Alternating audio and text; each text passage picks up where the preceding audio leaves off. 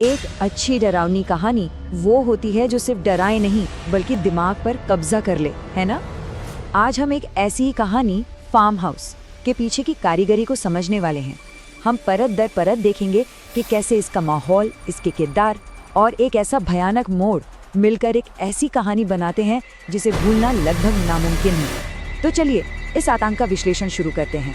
हर अच्छी कहानी की शुरुआत पता एक दमदार हुक से होती है और यहाँ वो हुक ये रहा। मैं एक ऐसी कहानी जानता हूँ जो इन सबसे भी ज्यादा डरावनी है। सोचिए जरा, ये सिर्फ एक दावा नहीं है, ये तो एक सीधी सीधी चुनौती है। कहानी सुनाने वाला तुरंत एक माहौल बना देता है, सुनने वालों में एक उत्सुकता जगा देता है और एक तरह से एक वादा करता है कि भाई आगे कुछ बहुत ही असाधारण आने वाला है। तो चलिए पहली परत खोलते हैं, कहानी के लिए एक चुनौती। देखिए, किसी भी कहानी की नींव उसका माहौल और उसके किरदार होते हैं, राइट। यहीं पर कहानीकार हमें अपनी दुनिया में खींचना शुरू करता है। इससे पहले कि असली डर सामने आए, तो सोचिए जरा, 4 दोस्त हैं, एक कमरे में भूतों की कहानियों का कह सकते हैं मुकाबला चल रहा है। लेकिन आरव के लिए अरे ये सब तो बच्चों का खेल है। वो बाकियों की कहानियों को ऐसे खारिज कर देता है और खुद को एक बेहतर कहानीकार साबित करता है। ये एक क्लासिक सेटअप है ना। एक ऐसा मंच तैयार हो रहा है जहां उम्मीदें बढ़ जाती हैं और हम सब ये जानने के लिए बेताब हो जाते हैं कि भाई इसकी कहानी में ऐसा क्या खास है आखिर। हर कहानी में ना एक ऐसा पल आता है जहां सब कुछ बदल जाता है। एक ऐसी घटना जो किरदारों को एक ऐसे रास्ते पर धकेल देती है जहां से लौटना नामुमकिन होता है। और आरव की कहानी में वो पल है बारिश में हुई एक भयानक गलती। असल में यहीं से असली त्रासदी की शुरुआत होती है। कहानीकार यहाँ पर जानबूझकर कुछ खास डिटेल्स देता है। क्या भारी बारिश, अकेलापन और नशा, ये सब मिलकर सच कहूँ तो एक परफेक्ट तूफान खड़ा कर देते हैं। बारिश जो है वो दुनिया से एक अलगाव पैदा करती है और नशे में होने का मतलब साफ है कि हीरो का खुद पर कोई कंट्रोल नहीं है। ये एक ऐसा खतरनाक कॉकटेल है जो किसी भी पल एक बड़ी मुसीबत में बदल सकता है। और फिर धड़ाम, एक झटके में सब कुछ बदल जाता है। एक अचानक टक्कर। ये है कहानी का वो पॉइंट ऑफ नो रिटर्न। अब ये सिर्फ एक लापरवाह रात नहीं रही, नहीं, ये एक ऐसी घटना बन गई है जिसके अंजाम से वो कभी भाग नहीं पाएगा। एक ऐसी गलती जो उसकी पूरी जिंदगी को हमेशा हमेशा के लिए बदल देगी। और यहीं पर कहानी एक मामूली एक्सीडेंट से कई ज्यादा गहरी हो जाती है। बेटा मुझे नहीं, मेरे नाती को बचा लो। ये सिर्फ मदद के लिए एक पुकार नहीं है, ये एक मॉरल टेस्ट है, एक नैतिक परीक्षा। अब हीरो को एक फैसला करना है जो उसके कैरेक्टर को डिफाइन करेगा। क्या वो जिम्मेदारी लेगा या डर के आगे घुटने टेक देगा? और वो भागने का फैसला करता है। ये कायरता का वो पल है जो उसकी किस्मत पर मोहर लगा देता है। एक बात पर गौर कीजिए, कहानी में असली भूत उस दुर्घटना से पैदा नहीं होते, नहीं, वो इस भागने के फैसले से पैदा होते हैं। उसका जो गिल्ट है, उसका अपराध बोध, वही उसके आने वाले कल के आतंक का सोर्स बन जाता है। तो अब कहानी अपना गियर बदलती है। एक पल की वो गलती अब खत्म हो चुकी है और उसकी जगह ले रहा है एक कभी न खत्म होने वाला एक डरावना साया। अब हम बाहरी दुनिया के डर से निकलकर सीधे हीरो के दिमाग के अंदर के साइकोलॉजिकल टेरर में उतर रहे हैं। एक अच्छा कहानीकार जो होता है ना, वो डर को धीरे धीरे बनाता है और यहाँ बिल्कुल वही हो रहा है। ये सब एक एहसास से शुरू होता है, कोई देख रहा है, फिर ये धुंधली परछाइयों में बदलता है, फिर मामला और गंभीर होता है, वो बिस्तर पर आकर फिजिकल हो जाता है और आखिर में एक हिंसक हमला। समझ रहे हैं? ये डर को बढ़ाने का एक सोचा समझा तरीका है जो हीरो के सेफ महसूस करने की हर जगह को एक एक करके छीन लेता है। और अब हम कहानी के क्लाइमैक्स पर पहुंचते हैं, भूत का श्राप। हर तरफ से घिरने के बाद हीरो के पास अब भागने की कोई जगह नहीं बची है।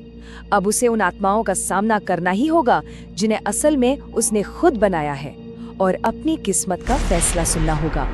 इस आमने सामने में हम दो बिल्कुल अलग अलग चीजें देखते हैं।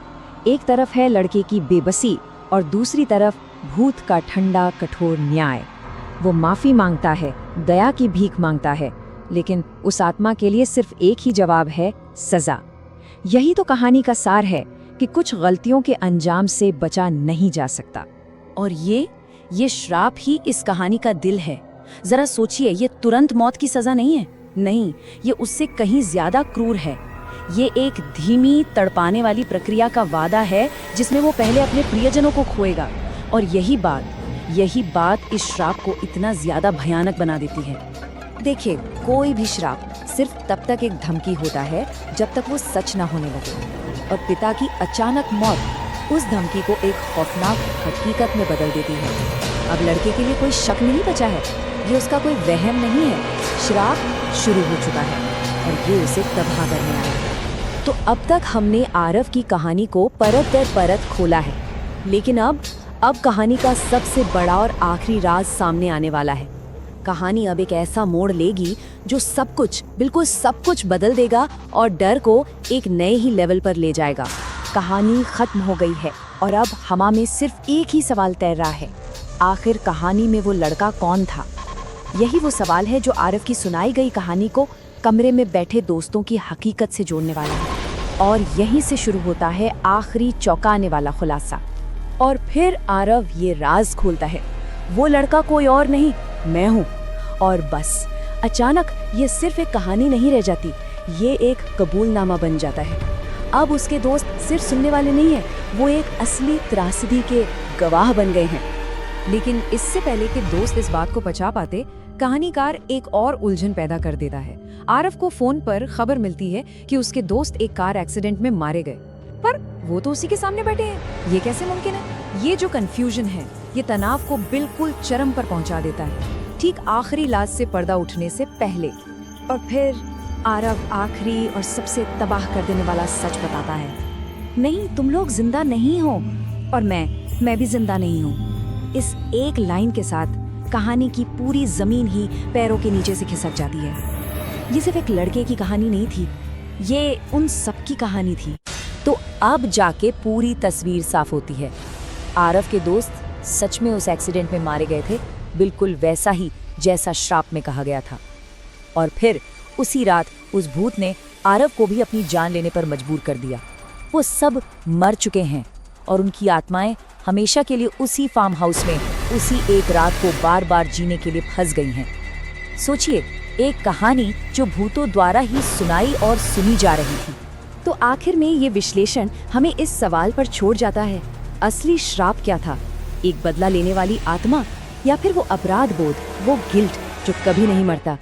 शायद ये कहानी हमें यही बताती है कि सबसे डरावने भूत कहीं बाहर नहीं होते, वो हमारे अपने ही कामों से पैदा होते हैं।